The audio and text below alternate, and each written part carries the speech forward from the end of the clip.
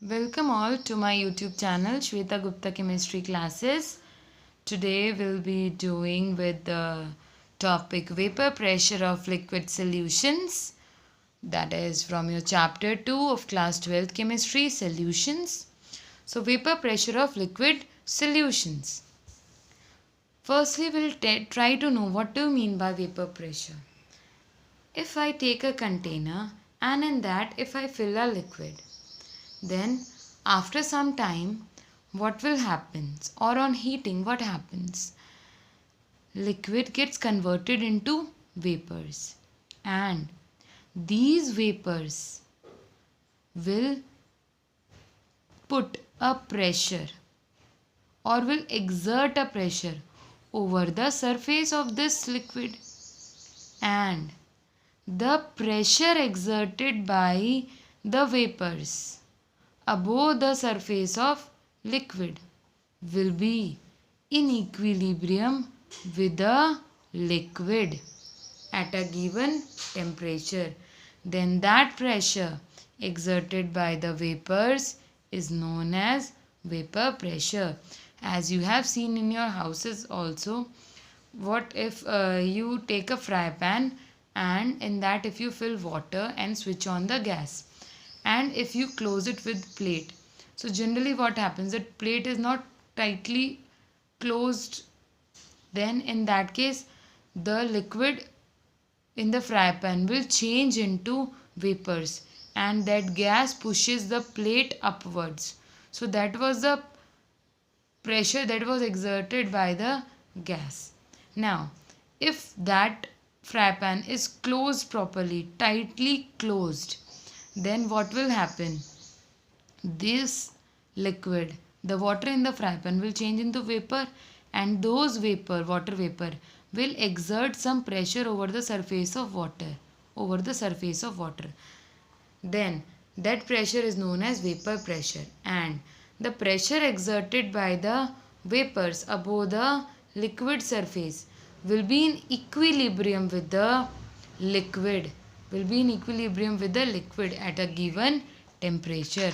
Then that pressure is known as vapor pressure. Next is vapor pressure is affected by. Vapor pressure is always, what are the factors that affect vapor pressure? First one is nature and second one is temperature of liquid. Nature of liquid.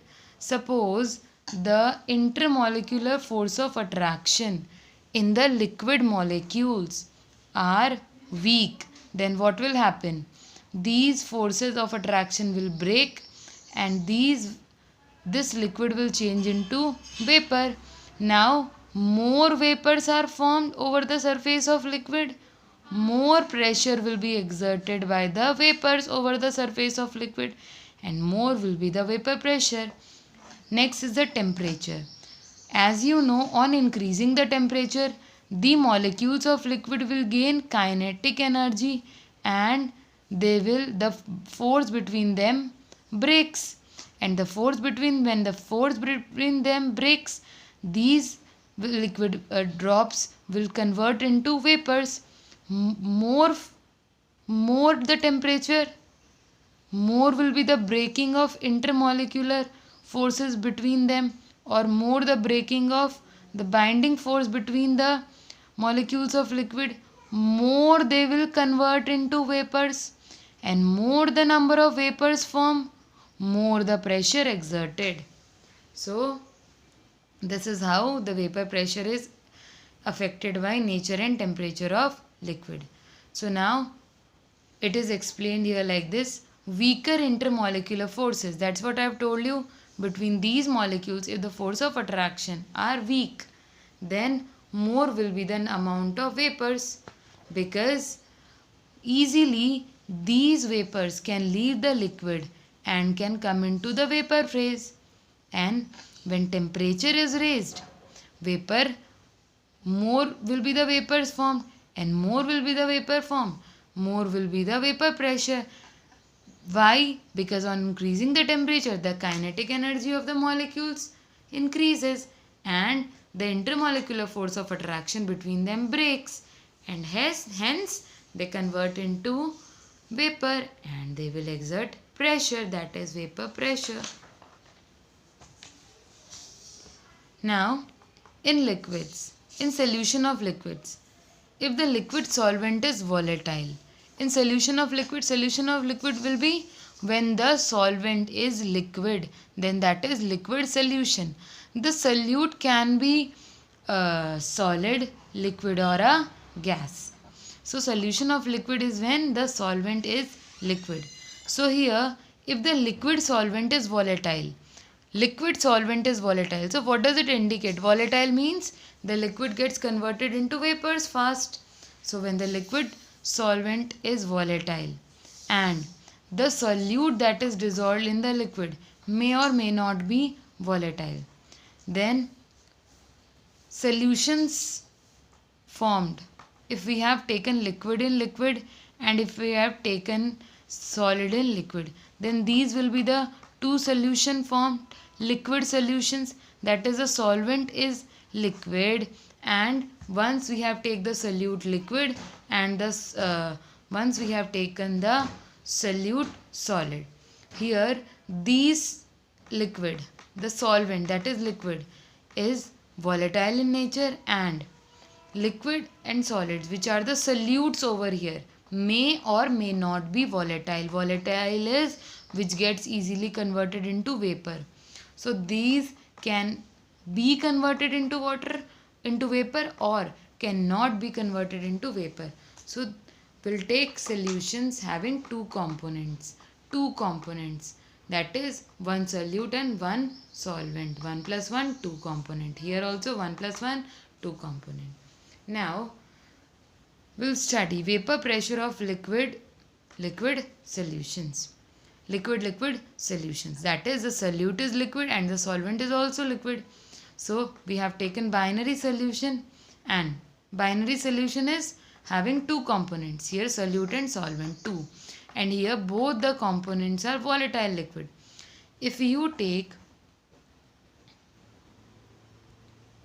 a container and in that if you mix two different volatile liquids, and that vessel in which you, or the container in which you have taken the two volatile liquids which are mixed together should be a closed vessel.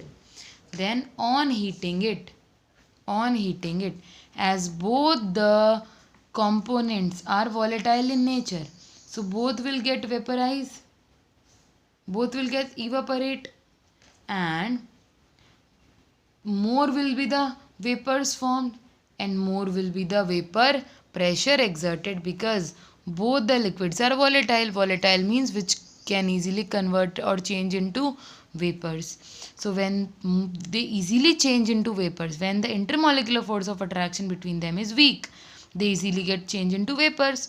So more number of vapors are formed, so more will be the vapor pressure exerted, and after some time there will be a state of equilibrium between the liquid and the vapors. So these vapors will be in equilibrium with the liquid. So at that time when the vapors are, or the vapor phase is in equilibrium with the liquid phase, then we'll find out the total vapor pressure. And you have studied in Dalton's law of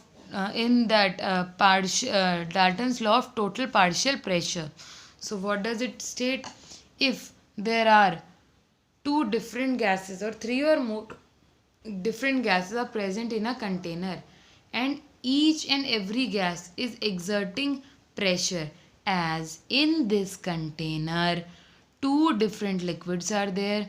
So these two different liquids will form two different vapors, that is vapor 1 type and that is another is vapor 2 type. So the total partial pressure will be the partial pressure exerted by component 1 and or plus the partial pressure exerted by component 2, that is individually there will be partial pressure of component 1 and individually there will be partial pressure of component 2. So the total partial or vapor pressure will be the partial pressure of component 1 plus partial pressure of component 2. So when two different volatile liquids are present, two different vapors will be formed, two types of vapors will be formed, which will be exerting pressure. So total vapor pressure will be the partial pressure of component 1, that is of liquid 1, plus partial pressure of liquid 2, that is partial pressure of component 2. So that's all for today. Thank you and have a nice day.